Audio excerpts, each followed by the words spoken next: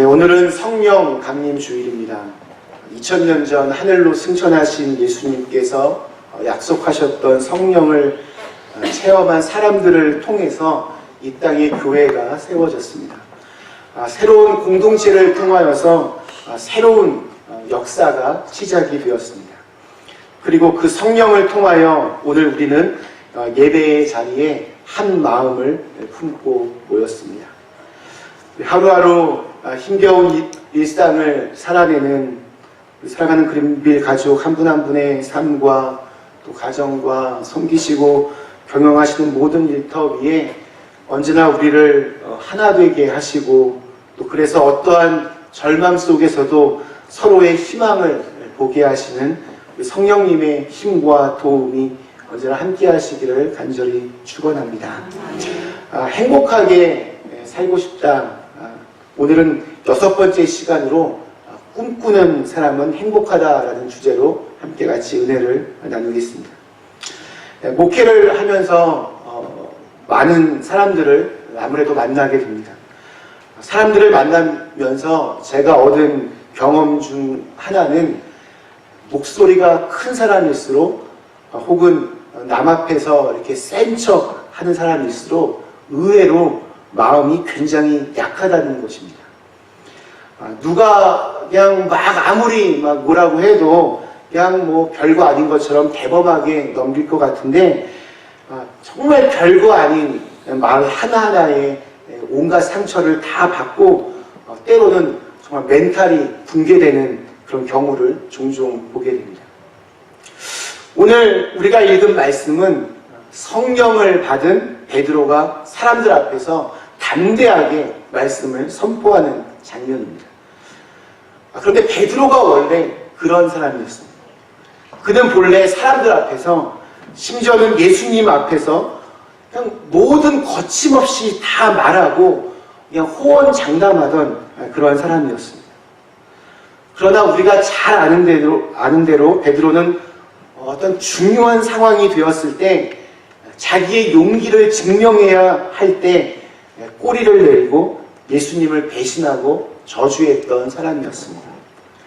자기보다 한참이나 어린 계집 종 앞에서 그녀의 말 한마디에 스승을 욕하고 자기는 그러한 사람이 아니라고 비겁한 모습을 보였던 사람입니다. 그런데 오늘 말씀을 보면 그는 전혀 다른 사람이 되어 있습니다. 오늘 14절 말씀이 이렇게 시작을 합니다. 베드로가 11사도와 함께 서서 소리를 높여 이르되 유대인들과 예루살렘에 사는 모든 사람들아 이 일을 너희로 알게 할 것이니 내 말에 귀를 기울이라. 여기에 나타나는 베드로는 더 이상 사람을 겁내하는 그런 사람이 아니었습니다. 아주 담대한 사람이 되었습니다. 이제 내가 너희에게 알려줄 것이 있다. 내 말에 귀를 기울여라. 자신의 이야기를 아주 당당하게 하는 사람이 되었습니다. 도대체 베드로에게 무슨 일이 있었길래 그가 어떻게 이렇게 과거와는 전혀 다른 사람이 되었습니까? 그가 성령을 받았기 때문입니다. 베드로는 많은 실패를 겪은 후에 시리와 좌절에 빠져 있었습니다. 그런 베드로에게 부활하신 예수님께서 직접 그를 찾아가서 내 양을 먹이라. 하나님께서 원래 베드로에게 주셨던 꿈과 비전을 다시 한번 선포하셨습니다. 그리고 얼마 뒤에 시간이 흐른 후에 마가의 다락방에서 약속하셨던 성령을 베드로가 충만히 받았습니다. 성령을 받은 베드로는 이제 예전의 그가 아니었습니다. 사람들이 수근수근 거립니다. 낮술에 취해서 저렇게 떠든다라고 비아냥거렸습니다. 하지만 그는 조금의 흔들림도 없이 하나님의 말씀을 선포합니다. 그는 구약 성경에 있는 요엘서를 인용하여서 오늘 17절에서 이렇게 선포합니다. 하나님이 말씀하시기를 말세에 내가 내 영을 모든 육체에 부어주리니 너희의 자녀들은 예언할 것이요 너희의 젊은이들은 환상을 보고 너희의 늙은이들은 꿈을 꾸리라. 저는 이 말을 한마디로 요약하면 성령을 받으면 꿈을 꾸게 된다라고 말할 수 있습니다. 여러분, 꿈이라고 하는 것은 공기와 같습니다. 공기가 없으면 살 수 없습니다. 꿈이 그런 것입니다. 꿈이 없으면 사람이 사는 게 정말 재미가 없어집니다. 그 사람 속에 있는 그 꿈이 그 사람을 움직입니다. 건강이 있고 돈이 있어서 뭐 공부를 하고 사업을 한다고 해도 꿈이 없으면 그것이 오래가지를 못합니다. 삶의 목적도 없고 의미도 없기 때문입니다. 꿈이 없고 소망이 없으면 무슨 말을 듣든지 그게 다 상처가 됩니다. 그러나 꿈이 있으면 아무리 다른 사람들이 뭐 이렇게 함부로 폄하하고 비난하는 말을 해도 흔들리지를 않습니다. 왜냐하면 나는 내가 바라보고 있는 그 꿈이 있기 때문에 그렇습니다. 오늘 베드로가 사람들 앞에서 성령을 받은 후에 첫 번째 하는 설교에서 가장 말하고 싶었던 것이 바로 그것이었을 겁니다. 베드로는 성령의 충만함을 입고 처음으로 지금 설교하고 있습니다. 그는 꿈에 대해 말했습니다. 너희의 자녀들은 예언할 것이요, 너희의 젊은이들은 환상을 볼 것이요, 너희의 늙은이들은 꿈을 꾸리라. 예언을 하는 것, 환상을 보는 것, 꿈을 꾸는 것, 말은 다르지만 사실은 다 같은 의미입니다. 성령이 임하시면 이렇게 꿈과 환상을 갖게 됩니다. 옛날 구약시대에는 꿈이나 환상을 아무나 가지지를 못했습니다. 하나님께서 꿈과 환상을 주시는 사람이 있었습니다. 하나님께서 꿈과 환상을 주시는 것은 하나님께서 그 사람을 통해 일하시겠다라고 하는 의미였습니다. 아무에게나 그런 꿈과 환상을 주시지 않았습니다. 먼저 꿈과 환상을 주시고 그 사람을 통해 일하셨습니다. 내가 너를 이제 쓰겠다라는 의미로 꿈과 환상을 주셨습니다. 그래서 구약시대에는 아주 특별한 사람에게만 이런 꿈과 환상을 볼 수 있었습니다. 구약시대에는 이렇게 특별한 사람에게만 주셨는데 이제 새로운 시대가 되었습니다. 누구든지 주의 이름을 부르는 자는 구원을 받고 성령께서 부어주시는 새로운 꿈과 비전을 얻게 되었습니다. 성령께서 우리에게 꿈을 주십니다. 성령님께서 주시는 꿈은 어떠한 것입니까? 성령님께서 주시는 꿈은 우리의 영혼을 사로잡습니다. 하늘로부터 임하는 꿈은 우리의 영혼을 사로잡습니다. 성령을 불과 바람에 비유할 때가 많이 있습니다. 사도행전 2장에 보면 호련히 하늘로부터 급하고 강한 바람 같은 소리가 있어 그들이 앉은 온 집에 가득하며 마치 불의 혀처럼 갈라지는 것들이 그들에게 보여 각 사람 위에 하나씩 임하여 있더니 라고 기록하고 있습니다. 바람과 불은 우리가 저항할 수 없습니다. 이와 마찬가지로 우리에게 성령이 임하면 우리의 영을 사로잡습니다. 우리를 압도합니다. 그래서 우리는 저항할 수 없습니다. 그만큼 강력합니다. 꿈은, 성경에서 말하는 꿈은 우리에게서 나오는 것이 아닙니다. 위로부터 주어지는 것입니다. 성령이 임하시면 예언을 하고 환상을 보고 꿈을 꾼다고 했는데 성령은 우리가 생각한 것과는 전혀 다르게 우리를 압도하고 우리를 인도하십니다. 우린 누구나 다 내 머리로 이해할 수 있는 범위 그 안에서만 살아가려고 합니다. 내가 경험한 세계 그 안에서만 활동하려고 합니다. 내가 생각하고 내가 경험한 것, 내 이론 안에서만 행동하려고 합니다. 계산을 해보고 맞아 떨어지면 그때서야 비로소 움직입니다. 그래서 우리에게 아무 일도 일어나지 않습니다. 성령은 그렇지 않습니다. 성령은 우리가 상상하지 못한 세계로 우리를 인도하십니다. 우리가 생각해 본 적이 없는 새로운 생각을 우리에게 부어주십니다. 성령은 우리가 경험하지 못한 전혀 다른 세계로 우리를 인도하십니다. 그것이 바로 꿈입니다. 성령이 임하면 마음에 불이 붙습니다. 평소에는 그냥 내 고집대로 움직입니다. 그것을 꺾기가 참 어렵습니다. 그런데 성령께서 임하시면 우리의 의지를 꺾으십니다. 때로는 우리의 감정도 꺾으십니다. 그래서 우리가 그분 앞에 무릎을 꿇게 됩니다. 대부분의 사람들은 그냥 일상의 삶을 다람쥐 쳇바퀴 돌듯이 반복하다가 그렇게 생을 마칩니다. 그러나 성령께서 우리에게 임하시면 우리의 의지와 지성과 감정을 압도하여서 새로운 세계로 나아가게 하십니다. 우리의 힘으로 사실 할 수 있는 게 얼마 되지 않습니다. 우리의 영혼에 불이 붙어야 됩니다.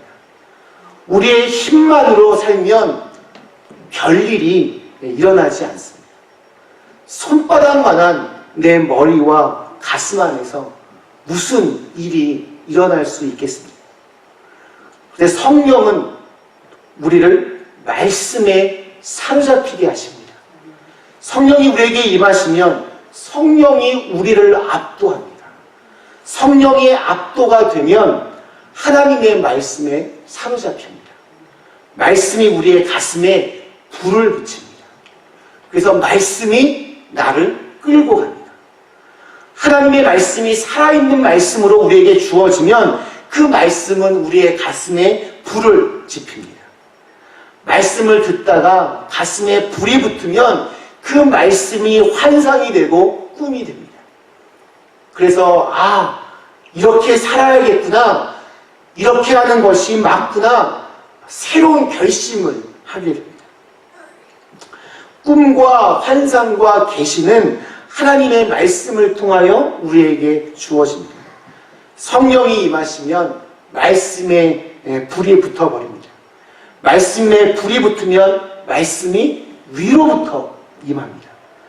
하나님께서 각 사람에게 필요한 말씀을 주셔서 각 사람의 영혼을 뒤흔들어 놓으시고 인생의 길을 바꾸어 놓으십니다. 빛을 보게 하십니다. 모든 것이 뚫립니다. 모든 것이 다 보입니다. 하나님의 원리와 법칙을 이해하게 됩니다. 삶의 지혜를 얻을 수 있습니다. 어떻게 살아야 하는가, 삶의 의미와 목적을 깨닫게 해줍니다. 나는 이것을 하다가 죽을 거야. 나는 내 목에 칼이 들어와도 난 이거는 꼭 할 거야. 이렇게 생각이 되는 것, 이것이 바로 꿈입니다. 그런 것들이 우리 모두에게 있어야 됩니다. 나는 이거 하다가 정말 죽어도 여한이 없어. 그렇게 생각하는 것이 하나 정도는 다 있어야 됩니다. 말씀을 통하여 그것이 무엇인지를 발견해야 되고 깨달아야 됩니다. 사도 바울이 보면 그렇게 살았습니다. 그가 사도행전 20장 24절에서 자신의 마지막 그 인생 여정을 이제 코앞에 두고 이렇게 고백을 합니다. 내가 달려갈 길과 주 예수께 받은 사명 곧 하나님의 은혜의 복음을 증언하는 일을 마치려 하면은 나의 생명조차 조금도 귀한 것으로 여기지 아니하노라. 하나님의 말씀을 내가 증거하는 일에 나의 생명조차도 귀하지 않다. 그는 이렇게 고백을 하고 그렇게 자신의 인생을 살았습니다. 성령께서 말씀에 불을 붙이니까 이렇게 고백할 수 있게 되었습니다. 그래서 죽음이 전혀 두렵지 않았습니다. 여러분, 죽음이 두렵지 않다면 그것은 바로 지금 부활의 삶을 사는 모습이라 말할 수 있습니다. 바울은 말씀에 사로잡혔습니다. 이렇게 말씀이 임해야 됩니다. 성령은 우리를 말씀에 사로잡히게 합니다. 그래서 말씀을 통하여 우리 안에 꿈이 생기게 해주십니다. 성령이 강력하게 역사하시면 저항할 수 없습니다. 우리가 저항할 수 없을 만큼 성령이 강력하게 역사할 때 우리의 인생이 달라질 수 있습니다. 그런 것이 없으면 우리는 그냥 우리의 생각과 계산과 그냥 내 딱 그 고정관념 틀 안에 갇혀버립니다. 그래서 아무 일도 일어나지 않습니다. 기도하는 가운데 성령께서 임하시고 말씀에 불이 붙어서 영혼의 눈이 열리시기를 간절히 소망합니다. 그래서 자신의 달려갈 길을 확실히 깨달으실 수 있기를 축원합니다. 그게 바로 꿈입니다. 내가 달려가야 할 길을 어딘지를 알고 그것을 꿈꾸며 신명나게 살아가는 것, 그것이 바로 행복하게 사는 비결 중에 하나입니다. 그런데 성령은 보면 때때로 우리가 가려고 하는 길로 우리를 인도하지 않을 때가 많이 있습니다. 오히려 반대가 되는 길로 우리를 인도하실 때가 참 많이 있습니다. 우리가 꾸는 그 꿈이 사실은 내 야망일 때가, 내 욕심일 때가 많이 있기 때문입니다. 내 속에 있는 욕심과 야망이 하나님께서 주시는 꿈과 비전과 서로 충돌을 합니다. 그럴 때 이 마음 안에서 갈등이 일어납니다. 우리는 우리가 가고 싶은 길로, 원하는 길로 가고 싶어야 합니다. 근데 하나님은 내가 그토록 원하는 길과는 전혀 다른 길로 우리를 인도하실 때가 참 많이 있습니다. 여러분, 예수님의 제자들 보면 그랬습니다. 예수님의 제자들은 예수님을 그렇게 따라다녔음에도 예수님께서 원하시는 것과는 전혀 다른 것을 꿈꾸며 그렇게 예수님을 쫓아갔습니다. 예수님께서는 십자가의 길을 가기를 원하셨지만 예수님의 제자들은 십자가의 길이 아닌 전혀 다른 꿈을 꾸며 그렇게 살았습니다. 그래서 마지막이 되었을 때 가룟 유다는 예수님을 팔았고 베드로 역시 실패하였습니다. 예수님이 보는 앞에서 예수님을 저주하고 침을 뱉었습니다. 예수님께서 십자가에 못 박히셨을 때 제자들은 모두 다 예수님을 버리고 도망을 가고 문을 꼭꼭 걸어 잠그고 숨어 있었습니다. 오늘 우리도 마찬가지입니다. 우리가 우리의 야망을 가지고 있으면 그것이 너무 크고 너무 확고하면 하나님께서 주시는 꿈을 받을 수가 없습니다. 자기의 욕심이, 자기의 야망이 하나님께서 주시는 꿈을 그냥 거부하는 그러한 꼴이 됩니다. 예수님의 제자들은 끊임없이 자신의 왕국을 세우려 했습니다. 그러나 우리는 자신의 왕국을 세우기보다는 하나님의 왕국을 세워야 됩니다. 자기의 길을 걸어가는 것이 아니라 그분의 길을 걸어가야 됩니다. 사람의 꿈과 하나님의 꿈은 같지 않습니다. 성령은 우리가 가기 원하는 길이 아닌 전혀 다른 길로 우리를 이끄십니다. 매우 낯선 길로 우리를 이끄십니다. 돌아보면 성령님께서 저의 경우에도 저를 계속 낯선 길로 인도하셨던 것 같습니다. 제가 생각하지 않은 길, 꿈꾸지 않은 길, 생각해 본 적도 없는 길로 저를 인도하셨습니다. 그래서 여기 이 미국 땅에 또 이 그린빌이라고 하는 이 도시까지 저는 왔습니다. 저는 성령께서 특별한 계획을 가지고 저를 우리 교회와 만나게 하시고 또 여러분을 만나게 해주셨다라고 믿습니다. 그래서 저는 목회가 굉장히 행복합니다. 믿지 않으시려는지 모르겠지만 정말 그렇습니다. 제가 만약 성령님의 인도하심을 믿지 않는다면 제가 지금 이 그린빌에서의 목회가 과연 행복하겠습니까? 끊임없이 어디 여기보다 더 좀 교회도 크고 뭐 월급도 더 많이 주는 교회가 없나, 여기저기 기웃거리게 되고 또 남의 떡이 커 보인다고 다른 교회는 훨씬 더 좋아 보이는데 왜 우리 교회는 이렇지? 이런 생각하면서 우리 교회를 보게 되면 어떻게 행복한 목회를 할 수 있겠습니까? 하나님이 이곳에서 제게 주신 꿈은 100명, 200명, 300명 모이는 그런 교회가 아닙니다. 저는 그런 것에는 정말 전혀 관심이 없습니다. 천하보다 귀한 한 생명, 한 생명이 얼마나 귀중한 존재인지, 얼마나 하나님의 귀한 자녀인지를 경험하여서 그렇게 서로를 따뜻하게 바라봐주고 서로를 위해 기도해 주면서 작고 힘없는 우리를 통해 이루어 가실 하나님의 그 꿈을 저는 꼭 보고 싶습니다. 말씀 마치겠습니다. 사랑하는 그림미가족 여러분, 행복하게 살고 싶으십니까? 성령에 사로잡히는 은혜가 있기를 간절히 축원합니다.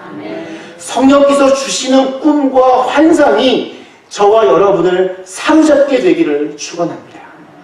성령이 여러분 안에 말씀의 불을 지펴주시기를 원합니다. 심령에 말씀의 불이 붙으면 말씀이 이끄는 대로 갑니다. 말씀이 이끄는 대로 가면 바로 그 길이 승리의 길이 됩니다. 구원의 역사가 일어날 것입니다. 여러분 지금 나는 별 꿈이 없는데 라고 생각하시는 분이 있다면 그것은 여러분의 나이 때문이 아닙니다. 여러분의 마음속에 성령의 불이 점점 사그라들고 있다는 이야기입니다. 성령의 충만함을 나에게 주옵소서 간절하게 기도하셔야 될 때입니다. 강권적인 성령의 은혜가 저와 여러분에게 임하면 하나님의 손에 붙들려서 정말 기가 막히게 쓰임받을 것입니다. 죽음을 두려워하지 않고 환난과 핍박을 두려워하지 않는다면 이긴 것입니다. 넘어지면 다시 일어서면 됩니다.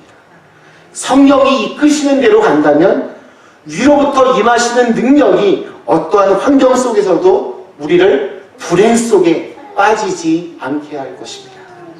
성령님을 통하여서 우리의 삶의 자리에서 새로운 꿈을 꿀 수 있는 저와 여러분이 다 되실 수 있기를 주님의 이름으로 간절히 축원합니다. 우리 주신 말씀을 생각하며 잠시 함께 같이 기도하시겠습니다.